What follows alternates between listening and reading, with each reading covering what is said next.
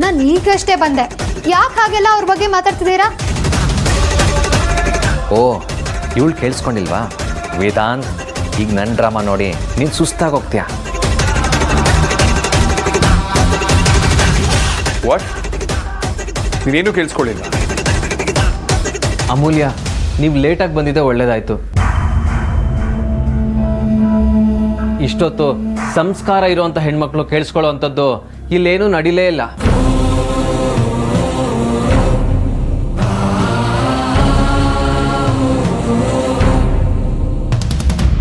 ಈ ವೇದಾಂತ್ ಈ ಥರ ಅಂತ ನಾನು ಅನ್ಕೊಂಡಿರ್ಲಿಲ್ಲ. ಗೌತಮ್,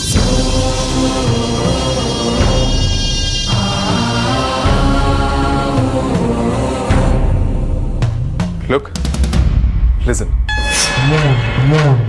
ಅವ್ರ ಆ ಥರ ಬೇಜಾರು ಮಾಡ್ಕೊಂಡು ಹೋಗೋ ಥರ ಏನ್ ಮಾಡ್ದೆ ನೀನು? ಛೇ,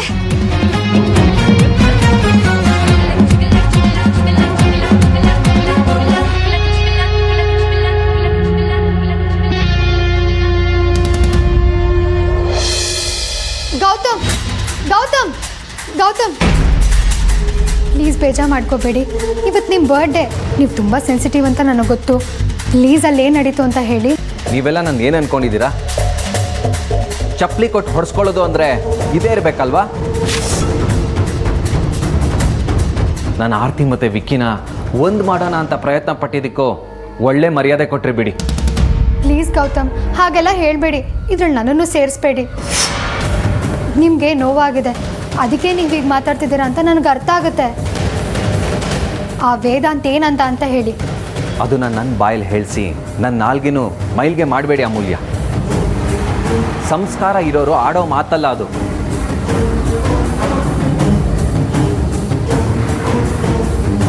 ಅವ್ರ ಪರವಾಗಿ ನಾನು ನಿಮ್ಮ ಹತ್ರ ಕ್ಷಮೆ ಕೇಳ್ತೀನಿ. ಅಲ್ಲಿ ನಡೆದಿರೋದ್ರ ಜಿಷ್ಟಾದರೂ ಹೇಳಿ ಗೌತಮ್. ನನಗೆ ಮೊದಲನೇ ದಿನದಿಂದನೂ ಅವ್ನು ಕಂಡ್ರೆ ಅಷ್ಟಕ್ಕಷ್ಟೇ. ಆದರೆ ನಿಮ್ಮ ಮತ್ತು ಆರ್ತಿ ಮುಖ ನೋಡಿಕೊಂಡು ನಾನು ಇಷ್ಟು ಮುಂದುವರೆದಿದ್ದು. ಅವ್ರ ವಿಚಾರ ಬಿಡಿ, ನನಗೆ ಗೊತ್ತಿರೋದೆ. ಅವ್ರೇನು ಹೇಳಿದ್ರು ಅದನ್ನು ಹೇಳಿ. ಇನ್ನೇನು ಹೇಳ್ತಾನೆ? ನಾನು ಇನ್ನು ಆರ್ತಿನ ಇಷ್ಟಪಡ್ತಿದ್ದೀನಂತೆ, ಮದುವೆ ಮಾಡ್ಸೋಕೆ ಒಪ್ಕೊಂಡು ಮೋಸ ಮಾಡ್ತಾ ಇದ್ದೀನಂತೆ.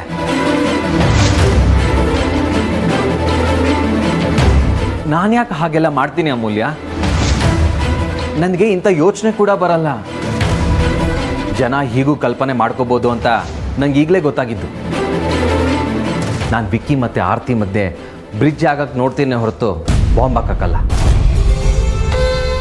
ಆದರೆ ಇವತ್ತು ವೇದಾಂತ್ ಬಳಸಿದ ಭಾಷೆನ ನಾನು ನನ್ನ ಲೈಫಲ್ಲೇ ಮರೆಯಲ್ಲ. ಯಾವ ಪೊರ್ಕಿಗಳು ಆ ಥರ ಮಾತಾಡಲ್ಲ. ಸಾರಿ ಗೌತಮ್, ಅವ್ನು ಈ ಥರ ಎಲ್ಲ ಮಾತಾಡ್ತಾನೆ ಅಂತ ನಾನು ಅಂದ್ಕೊಂಡೇ ಇರಲಿಲ್ಲ. ಅವನು ನಾನು ವಿಚಾರಿಸ್ಕೊಳ್ತೀನಿ. ಬೇಡ ಅಮೂಲ್ಯ, ಈಗಾಗಿದ್ದೆ ಸಾಕು. ನನ್ನ ಬರ್ತಡೇ ದಿನನೇ ಒಳ್ಳೆ ಗಿಫ್ಟ್ ಸಿಕ್ತು. ಇನ್ಮೇಲೆ ನಾನು ಆರ್ತಿ ಮತ್ತು ವಿಕ್ಕಿ ವಿಚಾರಕ್ಕಿಲ್ಲ.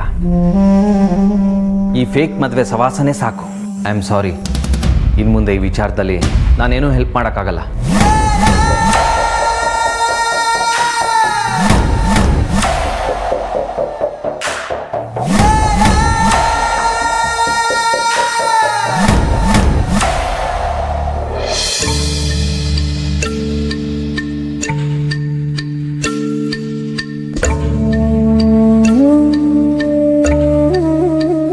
ಹೇಳಿದ್ದು ಸರಿಯಾಗೇ ಇದೆ. ಆದರೆ ನಾನು ವಿಕ್ಕಿ ಅವ್ರಿಗೆ ಕಾಲ್ ಮಾಡಲಾ? ಆರ್ತಿ, ಈ ಎಣ್ಣೆ ಇದೆಯಲ್ಲ, ಒಂದೊಂದ್ಸಲ ಟಾನಿಕ್ ಆಗಿಬಿಡ್ತೀರಿ. ನಿಮ್ಮನ್ನು ಮಿಸ್ ಮಾಡ್ಕೊಂಡಾಗೆಲ್ಲ ನನಗೆ ಕಂಪ್ನಿ ಕೊಡ್ತಿದ್ದಿದ್ದೇ ಎಣ್ಣೆ. ಆದರೆ ಈಗ ಮತ್ತೆ ನನ್ನ ಹಾರ್ಟಿಗೆ ಗಾಯ ಆಗೋಗಿದೆ. ಈಗ ಮತ್ತೆ ನಾನು ಇದ್ರ ಫ್ರೆಂಡ್ಶಿಪ್ ಮಾಡಿದ್ರೆ ಎಲ್ಲಿ ನಿಮ್ಮನ್ನು ಶಾಶ್ವತ ಕಳ್ಕೊಂಡ್ಬಿಡ್ತೀನೋ ಅಂತ ಭಯ ಆಗ್ತಿದೆ.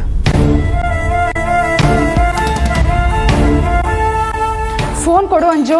ಅಕ್ಕ, ನಂಗೆ ತುಂಬ ಬೋರ್ ಆಗ್ತಿದೆ, ಗೇಮ್ ಆಡಬೇಕು. ಈಗ ನೀನು ಫೋನ್ ಕೊಡು ಅಂದರೆ ಕೊಡೋದೇ ಇಲ್ಲ ಅಂತೀಯಾ? ಫೋನ್ ಕೊಡು ಅಂಜು. ನಾನು ಕೊಡಲ್ಲ, ಗೇಮ್ ಆಡಬೇಕು. ಹಠ ಮಾಡಬೇಡ, ಫೋನ್ ಕೊಡು ಅಂಜು. ಏನೇ ನೀನು ಹುಡುಗಾಟ? ಬೇರೆಯವ್ರ ಫೋನ್ನ ಹೇಳ್ದೆ ಕೇಳ್ದೆ ತಗೋಬಾರ್ದು ಅಂತ ಹೇಳಿಲ್ವಾ? ನೀನೇನು ಬೇರೆಯವಳ? ಅಷ್ಟಕ್ಕೂ ಅಕ್ಕ ತಂಗಿನ ಮಧ್ಯೆ ಏನೂ ಸೀಕ್ರೆಟ್ ಇರಲ್ಲ ಅಂತ ನೀನೇ ಹೇಳಿಲ್ವಾ?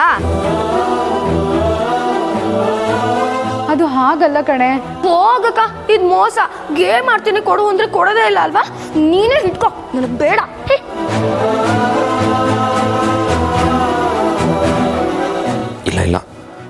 ನನಗಿದ್ರೆ ಫ್ರೆಂಡ್ಶಿಪ್ ಬೇಡ. ಯಾರ್ತಿ ಅವರೇ, ನನಗೆ ಬೇಕಿರೋದು ನಿಮ್ಮ ಪ್ರೀತಿ ರೀ. ಅದಕ್ಕೋಸ್ಕರ ನಾನು ಖಂಡಿತ ಫೈಟ್ ಮಾಡ್ತೀನಿ. ಎಷ್ಟೇ ಕಷ್ಟ ಆದರೂ ಪರವಾಗಿಲ್ಲ, ನನಗೆ ನೀವು ಬೇಕ್ರಿ.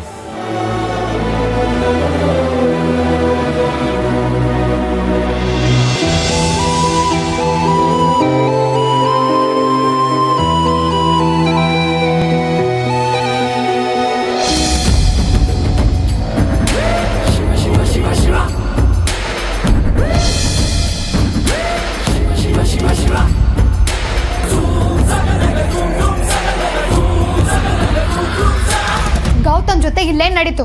ಏನ್ ಮಾಡ್ದೆ ನೀನು? Mind your tongue. ಇದು ಆಫೀಸ್. ನೀನು ತಾನು ಅಂತ ಮಾತಾಡಿದ್ರೆ ಚೆನ್ನಾಗಿರೋದಿಲ್ಲ. ಸಾಕು ಸುಮ್ನಿರಯ್ಯ. ಅಷ್ಟಕ್ಕೂ ನೀ ನನಗೆ ರೆಸ್ಪೆಕ್ಟ್ ಕೊಡ್ತೀಯಾ? ಅಲ್ಲಿ ನಮ್ಮ ಅಕ್ಕ ಲೈಫ್ ಹಾಳಾಗ್ತಿದೆ, ಇವನಿಗೆ ಆಫೀಸ್ ಅಂತೆ ಬಾಸ್ ಅಂತೆ. ಮೊದ್ಲು ನಾನ್ ಕೇಳಿದ್ದಕ್ಕೆ ಉತ್ತರ ಕೊಡು. ಯಾಕೆ ಹೀಗ್ ಮಾಡ್ದೆ? ಅದನ್ನ ಕೇಳೋದಕ್ಕೆ ಈ ರೀತಿ ನುಗ್ಬೇಕಿತ್ತ? Okay, let me explain. ಏನ್ ಎಕ್ಸ್ಪ್ಲೇನ್ ಮಾಡೋದು ನೀನು? ನನ್ಗೆಲ್ಲ ಅರ್ಥ ಆಗಿದೆ. ಗೌತಮ್ ಫ್ರಾಡ? ಅವ್ರು ನಮ್ಮ ಅಕ್ಕನ ಮದ್ವೆ ಆಗ್ತಾನ? ಯಾಕೆ ಹಿಂಗ್ ಮೆಂಟ್ಲು ತರ ಆಡ್ತಿದ್ಯಾ? ಪೂರ್ತಿ ತಲೆ ಕೆಟ್ಟು ಹೋಗಿದ್ಯಾ ನಿಂಗೆ? ನೋಡು, ಸುಮ್ಮನೆ ಬಾಯಿ ಬಂದಂಗೆಲ್ಲ ಮಾತಾಡ ನೀನು. ಯೋ, ಅದನ್ನ ಮಾಡಿದ್ದು ನೀನು. ಗೌತಮ್ ನಿಮ್ ತಮ್ಮಂಗೋಸ್ಕರ, ನಮ್ ಫ್ಯಾಮಿಲಿಗೋಸ್ಕರ ಅವಮಾನ ಮಾಡಿಸ್ಕೊಳೋದಕ್ಕೂ ರೆಡಿ ಇದ್ದಾರೆ. ಹೋಗಿ ಹೋಗಿ ಅಂತ ಒಳ್ಳೆ ಮನುಷ್ಯನ ಬಗ್ಗೆ ಕೆಟ್ಟದಾಗಿ ಮಾತಾಡ್ತೀಯಲ್ಲ, ನಿನಗೆ ನಾಚಿಕೆ ಆಗಲ್ವಾ? ನೀನು ವಿಷಯ ಗೊತ್ತಿಲ್ಲದೆ ಮಾತಾಡ್ತಿದ್ಯಾ? ಸಾಕಪ್ಪ ಸಾಕು. ನಿನ್ ತಲೆಯಲ್ಲಿರೋ ಭ್ರಮೆಗಳನ್ನ ನನ್ ಮೇಲೂ ಹೇರ್ಬೇಡ. ಗೌತಮ್ ಎಷ್ಟು ಬೇಜಾರು ಮಾಡ್ಕೊಂಡಿದ್ದಾರೆ ಗೊತ್ತಾ? ಈಗಾಗ್ಲೇ 10 ಸಲ ಕಾಲ್ ಮಾಡಿದ್ದೀನಿ, ಅವ್ರು ರಿಸೀವ್ ಮಾಡ್ತಾ ಇಲ್ಲ. ಮದ್ವೆಗೂ ಹೆಲ್ಪ್ ಮಾಡಲ್ಲ, ಮಂಟಪಕ್ಕೂ ಬರಲ್ಲ ಅಂತ ಹೇಳೋಗಿದ್ದಾರೆ. ಈಗ ನಾನೇನ್ ಮಾಡ್ಲಿ? ನೀನು ಮಾಡ್ಬೇಕಾಗಿರೋದು ಒಂದೇ ಒಂದು ಕೆಲಸ. Have some patience. ಅವನು ನಿಜವಾದ ಬಣ್ಣ ಏನು ಅಂತ ನಾನು ಹೇಳ್ತೀನಿ. ಅಪ್ಪ ತಂದೆ ಸುಮ್ನಿದ್ ಬಿಡು, ಏನು ಮಾತಾಡ್ಬೇಡ. ನಿನಗೆ ಹುಡುಗಿರಂದ್ರೆ ಆಗಲ್ಲ ಅಂತ ಗೊತ್ತಿದೆ. ಆದ್ರೆ ಜಗತ್ತಲ್ಲಿರೋ ಅಪರೂಪದ ಒಳ್ಳೆ ಮನುಷ್ಯರು ಕಂಡ್ರು ನಿಂಗೆ ಆಗಲ್ಲ ಅಂತ ಇವತ್ತೇ ಗೊತ್ತಾಗಿದ್ದು. ಹೇಯ್, ಯಾಕೊಳ್ಳೆ ಲೂಸ್ ಥರ ಮಾತಾಡ್ತಿದ್ಯಾ? ಅವನಿಗೆ ಏನಂತ ಹೇಳೋದ ಗೊತ್ತಾ? Shut up.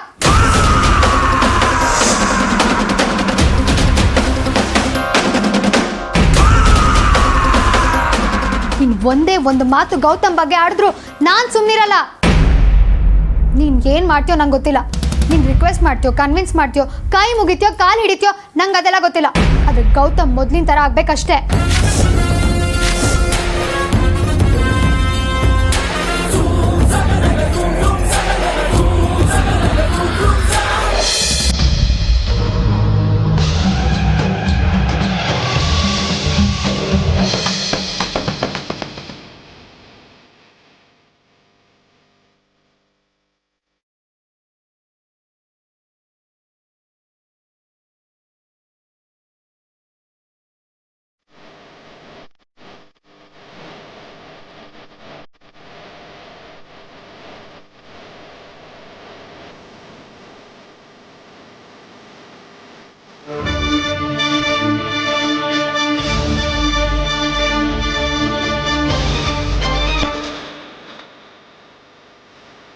ಶಾಸ್ತ್ರಿಗಳೇ, ಏನು ಯೋಚನೆ ಮಾಡ್ತಿದ್ದೀರಾ? ನನ್ನ ಮಗನಿಗೆ ಏನಾಗಿದೆ? ಅವನ ಶಕುನ ನೋಡಿದಾಗಿಂದ ನೀವೇನೋ ಚಿಂತೆಲಿದ್ದೀರಾ ಅನ್ನಿಸ್ತಿದೆ. ಸ್ವಲ್ಪ ದಿನದ ಹಿಂದೆ ಅಷ್ಟೇ ನಿಮ್ಮ ಮಗ ಒಂದು ಕಂಟಕದಿಂದ ಪಾರಾಗಿದ್ದಾನೆ ಅಲ್ವಾ? ಹೌದು ಶಾಸ್ತ್ರಿಗಳೇ. ಅದರ ಹಿಂದೆ ಒಂದು ಹುಡುಗಿ ಇರೋ ಸೂಚನೆ ಕಾಣಿಸ್ತಾ ಇದೆ, ನಿಜಾನಾ?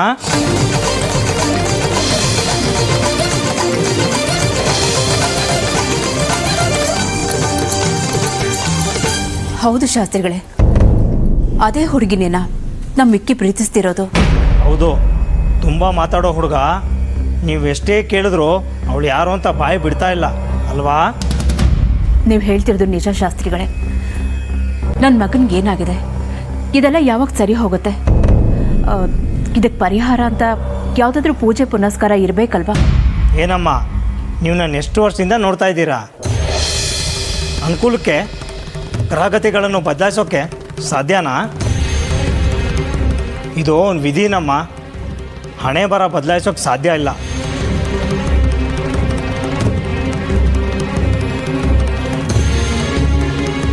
ಯಾಕೆ ಶಾಸ್ತ್ರಿಗಳೇ ಗಂಭೀರವಾಗಿ ಮಾತಾಡ್ತಿದ್ದೀರಾ? ಮತ್ತೇನಾದರೂ ಸಮಸ್ಯೆ ಇದೆಯಾ? ಗಂಭೀರವಾದ ಸಮಸ್ಯೆನೇ ಇದೆ, ಆದರೆ ಅದನ್ನು ಹೇಳದೇ ಇರೋದೇ ಉತ್ತಮ ಅನ್ನಿಸ್ತಾ ಇದೆ. ಹೇಳ್ಬಿಡಿ ಶಾಸ್ತ್ರಿಗಳೇ, ಅದೇನೇ ಇದ್ರೂ ಹೇಳ್ಬಿಡಿ. ನಾನೀಗಾಗಲೇ ತುಂಬ ನೊಂದು ಹೋಗಿದ್ದೀನಿ. ಆ ಹುಡುಗಿಯಿಂದ ನಿಮ್ಮ ಮಗನ ಮರಣದೋಷ ಇದೆ.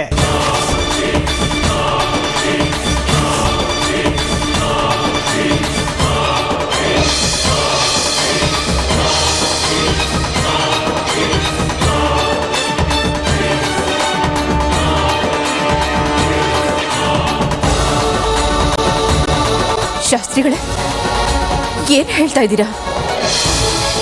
ನಾ ಭೂಯಾತ್ ಸತ್ಯಮ ಪ್ರಿಯಂ, ಅಹಿತಕರವಾದ ಸತ್ಯನ ಹೇಳಬಾರ್ದಂತೆ, ಅದಕ್ಕೆ ಯೋಚನೆ ಮಾಡ್ತಾ ಇದ್ದೆ. ಶಾಸ್ತ್ರಿಗಳೇ, ನಿಮ್ಮ ಮಾತು ಕೇಳ್ತಿದ್ರೆ ನನಗೆ ಭಯ ಆಗ್ತಿದೆ. ಇಲ್ಲಿವರೆಗೂ ನೀವು ಹೇಳಿದ್ದು ಯಾವುದೂ ಸುಳ್ಳಾಗಿಲ್ಲ. ದಯವಿಟ್ಟು ಇದಕ್ಕೆ ಯಾವುದಾದ್ರೂ ಪರಿಹಾರ ಹೇಳಿ. ತಕ್ಷಣಕ್ಕೆ ಯಾವುದೇ ದಾರಿ ತೋರಿಸ್ತಾ ಇಲ್ಲ ಸುಹಾಸಿನಿ ಅಮ್ಮ. ನಿಮ್ಮ ಮಗನ ಮನ ಒಲಿಸಿ ಹುಡುಗಿ ಯಾರು ಅಂತ ಗೊತ್ತು ಮಾಡ್ಕೊಂಡು ನಂಗೆ ತಿಳಿಸಿ, ಆಮೇಲೆ ಯೋಚನೆ ಮಾಡೋಣ.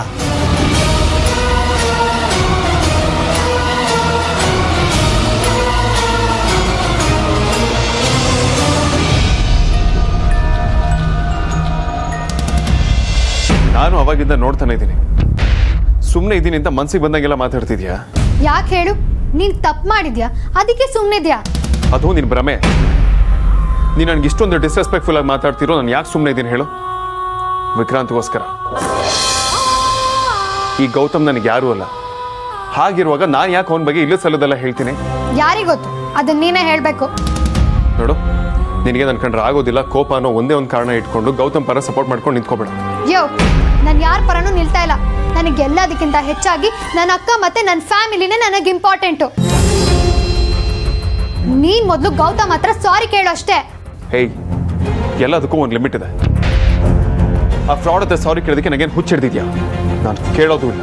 ನೋಡು, ನಿಮ್ಮ ಮನೆಯವ್ರಿಗೆ ಈ ಮದ್ವೆ ನಿಲ್ಲೋದ್ರಿಂದ ಲಾಭನೋ ನಷ್ಟನೋ ನನಗೆ ಗೊತ್ತಿಲ್ಲ.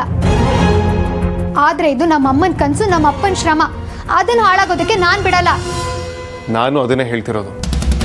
ಈಗ ನೀನು ವಿಷಯ ತಿಳ್ಕೊಳ್ಳೋದ್ರಲ್ಲಿ ತಪ್ಪು ಮಾಡಿದ್ರೆ ಗೌತಮ್ ನಿಮ್ಮೆಲ್ಲರಿಗೂ ಮೋಸ ಮಾಡ್ತಾನೆ. ಪ್ಲೀಸ್, ಮತ್ತೆ ಮತ್ತೆ ಅದನ್ನೇ ಹೇಳ್ಬೇಡ. ನಿನಗೆ ನಿನ್ನ ತಮ್ಮನಿಗಿಂತ ಹೆಚ್ಚಾಗಿ ನಿನಗೆ ನಿನ್ನ ಈಗೋನೇ ದೊಡ್ಡದಾಗಿರ್ಬೋದು, ಆದ್ರೆ ನನಗೆ ಹಾಗಲ್ಲ. ನೀನ್ ಸಾರಿ ಕೇಳ್ತೀಯೋ ಬಿಡ್ತೀಯೋ, ಮಾತಾಡ್ತೀಯೋ ಬಿಡ್ತೀಯೋ, ಅದು ನನಗೆ ಸಂಬಂಧ ಇಲ್ಲ. ಹೇಗಾದ್ರೂ ಮಾಡಿ ನಾನೇ ಇದನ್ನ ಸರಿ ಮಾಡ್ತೀನಿ. ನೀನು ತಿಳ್ಕೊಂಡಿರೋದೇ ಸತ್ಯ ಅಂತ ನೀನು ನಂಬ್ಕೊಂಡಿದ್ರೆ ಯಾವುದು ಸರಿಯಾಗೋದಕ್ಕೆ ಸಾಧ್ಯನೇ ಇಲ್ಲ. ಆಯ್ತು ಬಿಡಪ್ಪ, ಇದು ನನ್ನ ಕರ್ಮ, ನನ್ನ ಸಮಸ್ಯೆ. ನಾನೇನಾದ್ರೂ ಮಾಡ್ಕೋತೀನಿ, ಆದ್ರೆ ನೀನು ನನ್ನ ದಾರಿಗಡ್ಡ ಬರಬೇಡ ಅಷ್ಟೇ. ನೀನ್ ಸಾರಿ ಕೇಳಲ್ಲ ಅಂದ್ರೆ ಕತ್ತೆ ಬಾಲ ಕುದುರೆ ಜುಟ್ಟು. ಆದ್ರೆ ಮತ್ತೆ ಗೌತಮ್ನ ಕರೆಸಿ ಈ ರೀತಿ ಅವಮಾನ ಮಾಡೋದೆಲ್ಲ ಇಟ್ಕೋಬೇಡ. ಇದೇ ಲಾಸ್ಟ್. ಇನ್ನೊಂದ್ಸಲ ಅವ್ರ ವಿಚಾರಕ್ಕೆ ತಲೆ ಹಾಕಿದ್ರೆ ಚೆನ್ನಾಗಿರಲ್ಲ.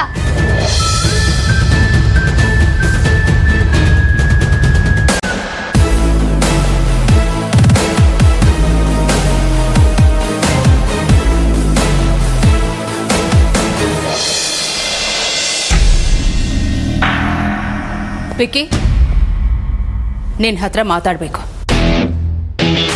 ನಾನು ಆರ್ತಿನ ನೋಡಕ್ಕೆ ಹೊರಟಾಗೆಲ್ಲ ಮದರ್ ಇಂಡಿಯಾ ಅಡ್ಡ ಬರ್ತಾರಲ್ಲ. ಮದರ್ ಇಂಡಿಯಾ ಅದೇನಂತ ಬೇಗ ಹೇಳಿ. ಬಾ ಕೂತ್ಕೋ, ಮಾತಾಡ. ನನಗಷ್ಟೆಲ್ಲ ಟೈಮ್ ಇಲ್ಲ. ವಿಷಯ ಇಂಪಾರ್ಟೆಂಟ್ ಇಲ್ಲ ಅಂದರೆ ಬಂದಮೇಲೆ ಮಾತಾಡೋಣ. ಇಂಪಾರ್ಟೆಂಟೇ. ನೋಡು, ಇದರಲ್ಲಿ ಒಂದಷ್ಟು ಹುಡುಗಿರ ಫೋಟೋಸ್ ಇದೆ. ಇದರಲ್ಲಿ ಯಾವುದಾದ್ರೂ ಒಂದು ಸೆಲೆಕ್ಟ್ ಮಾಡು.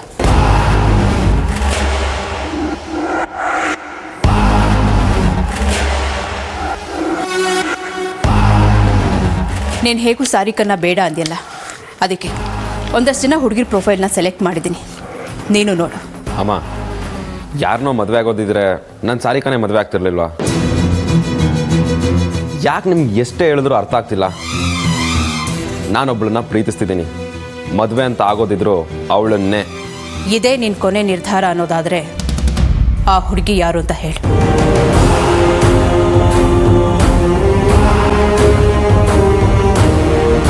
ವಿಕ್ಕಿ, ಯಾರು ಅಂತ ಹೇಳು. ಯಾಕೆ ಮುಚ್ಚಿಡ್ತಿದ್ಯಾ? ನನ್ನಿಂದ ಬಾಯಿ ಬಿಡಿಸಿ ನನ್ನ ಹುಡುಗಿ ಯಾರು ಅಂತ ತಿಳ್ಕೊಂಡು ಅವಳಿಗೆ ಬ್ರೈನ್ ವಾಶ್ ಮಾಡಿ ಕೊನೆಗೆ ಅವಳನ್ನ ನನ್ನಿಂದ ದೂರ ಮಾಡಿ ಮತ್ತೆ ಸಾರಿಕನ್ಗೆ ನನ್ನನ್ನು ಕಟ್ಟೋ ಪ್ಲಾನ್ ತಾನೇ ನಿಮಗೆ? ನನಗಿದೆಲ್ಲ ಅರ್ಥ ಆಗುತ್ತಮ್ಮ. ವಿಕ್ಕಿ, ಹಠ ಮಾಡಬೇಡ. ನಿಂಗೆ ನನ್ನ ಸೀರಿಯಸ್ನೆಸ್ ಅರ್ಥ ಆಗ್ತಿಲ್ಲ. ಆ ಹುಡುಗಿ ಯಾರು ಅಂತ ಹೇಳು. ಹಠ ಮಾಡ್ತಿರೋದು ನೀವು ಮಾಮ್. ಟೈಮ್ ಬಂದಾಗ ನಾನೇ ಹೇಳ್ತೀನಿ. ವಿಕ್ಕಿ, ನಾನು ಹೇಳ್ತಿರೋದು ನಿನ್ನ ಒಳ್ಳೇದಕ್ಕೆ ಕಣೋ, ಅರ್ಥ ಮಾಡ್ಕೋ. ಈ ವಿಚಾರದಲ್ಲಿ ನನ್ನನ್ನು ಫೋರ್ಸ್ ಮಾಡಬೇಡಿ, ನನಗೆ ಒಳ್ಳೇದು. ವಿಕ್ಕಿ, ನಿನಗೆ ಹೇಳೋರು ಕೇಳೋರು ಯಾರು ಇಲ್ಲ ಅನ್ಕೊಂಡ್ಯಾ? ಎಲ್ಲ ನೀನ್ ಆಡಿದ್ದೆ ಆಟ ಅಲ್ಲ. ನಿನಗಿಷ್ಟ ಬಂದ ಹಾಗೆ ಬರೋಕೆ ಹೋಗೋಕೆ ಇದೇನು ಛತ್ರ ಅಲ್ಲ. ನೇನು ಈ ಮನೇಲಿ ಇರಬೇಕು ಅಂದ್ರೆ ನಾನು ಹೇಳ್ದಾಗೆ ಕೇಳಬೇಕಾಗತ್ತೆ.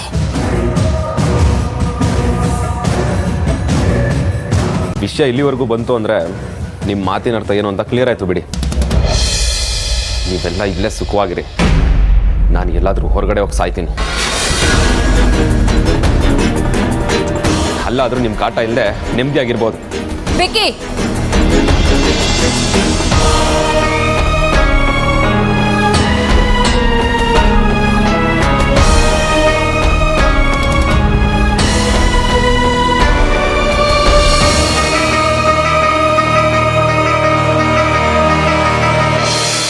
ವೇದಾಂತ್, ಅಮ್ಮ ಏನಾಯ್ತಮ್ಮ? ಯಾಕೆ ಇಷ್ಟೊಂದು ಹೇಳ್ತಿದ್ದೀರಾ? ಯಾಕೆ ಇಷ್ಟೊಂದು ಎಮೋಷನಲ್ ಆಗ್ತಿದ್ದೀರಾ? ನೀವು ಏನು ಅಂತ ಹೇಳಿದ್ರೆ ಸುಮ್ಮನೆ ಹೇಳ್ತೀರಾ? ನನಗೆ ಹೇಗೆ ಗೊತ್ತಾಗ್ಬೇಕು ಹೇಳಿ? ಪ್ಲೀಸ್ ಹೇಳಮ್ಮ. ಇವತ್ತು ನಂಗೂ ವಿಕ್ಕಿಗೂ ಜಗಳ ಆಯ್ತು ಕಣೋ. ಅದಕ್ಕೆ ಅವ್ನು ಕೋಪ ಮಾಡ್ಕೊಂಡು ಮನೆ ಬಿಟ್ಟು ಹೊರಟೋಗಿದ್ದಾನೆ. ಇಷ್ಟೇನಾ? ನೀವು ನಿಜವಾಗ್ಲೂ ಇಷ್ಟು ಸಣ್ಣ ವಿಷಯ ಕಳ್ತಿದ್ದೀರಾ? ಇಷ್ಟೇನಾ ಅಂದ್ರೆ ಏನು ಅರ್ಥ? ಇನ್ನೇನಮ್ಮ, ಅವನು ಹೀಗೆ ಮಾಡಿರೋದಿದೇನು ಮೊದಲ? ಬಿಸಿ ರಕ್ತ, ಕೋಪದಲ್ಲಿರ್ತಾನೆ, ಹೋಗಿದ್ದಾನೆ. ಅದಕ್ಕೆ ಯಾಕೆ ನೀವು ಟೆನ್ಷನ್ ಮಾಡ್ಕೋತಿದ್ದೀರಾ? ಇಲ್ಲ ವೇದಾಂತ್, ಈ ಸಲ ಜಗಳ ಸ್ವಲ್ಪ ಬೇರೆ ಥರನೇ ಆಯಿತು.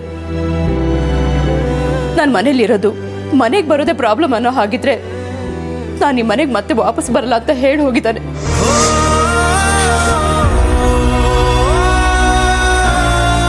ಸರಿ, ಏನಾಯ್ತು ಅಂತ ಹೇಳಿ. ಏನು ಜಗಳ? ಅವನು ಆ ಅನಿಷ್ಟದ ಹುಡುಗಿಲಿ ಯೋಚನೆಲಿದ್ದ ಅನ್ಸುತ್ತೆ. ನಾನು ಕೋಪದಲ್ಲಿ ಏನೇನೋ ಹೇಳಿಬಿಟ್ಟೆ, ಅದಕ್ಕೆ ಹೀಗೆ ಮಾಡಿದ್ದಾನೆ. ಮೊದಲೇ ಒಂದ್ಸಲ ಸೂಸೈಡ್ ಅಟೆಂಪ್ಟ್ ಮಾಡಿದ್ದಾನೆ, ಮತ್ತೆ ಹೆಚ್ಚು ಕಮ್ಮಿ ಮಾಡ್ಕೊಂಡ್ಬಿಟ್ರೆ ನನಗೆ ಭಯ ಆಗ್ತಿದೆ ಕಣು.